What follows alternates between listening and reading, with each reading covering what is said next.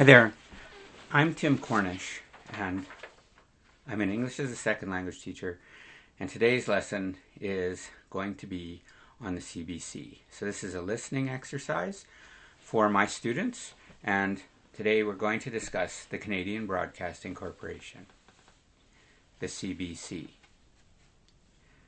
At a donut shop, 10 cents wouldn't even buy you a cup of coffee. But at the Canadian Broadcasting Corporation, 10 cents a day buys you all the news, sports, movies, and entertainment you could ask for. That's the average amount it costs each Canadian to help finance the country's very own national broadcasting service, the Canadian Broadcasting Corporation. The CBC, as it is more commonly called, is the only communications network in Canada that provides both English and French radio and television services from coast to coast. There are many radio and television stations in Canada owned and operated by private broadcasters. The CBC, on the other hand, is a Crown corporation created by the Parliament of Canada and financed with public funds collected through government taxes. It is, in effect, owned by the citizens of Canada. The CBC reports to Parliament through the Ministry of Communications, but it is operated as an independent broadcaster free of political influence. It must also follow the same laws and regulations as apply to any corporation operating in Canada. As Canada's public broadcaster, the CBC has been instructed to provide Canadians with bilingual radio and television programming that deals with a wide range of Canadian subject matter and issues.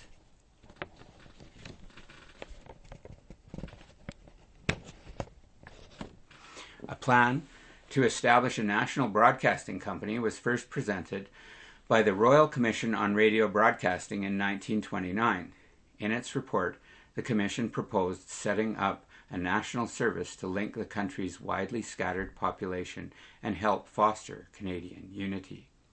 The idea appealed to Canadian nationalists who were worried about the threat to Canada's culture from the flood of American radio programming.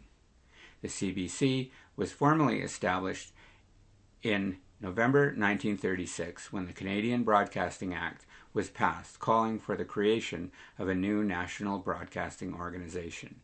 In the beginning, the CBC was an all-radio service with a loose network of its own stations and private affiliates.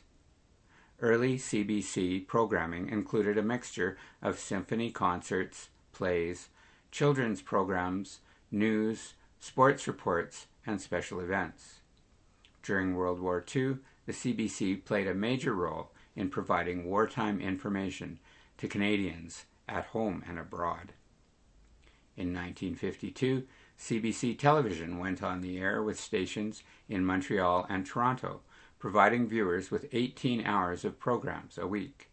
Since that time, the CBC network has grown to include 84 CBC-owned stations and 39 affiliates. They combine to make the CBC one of the most effective public broadcasters in the world.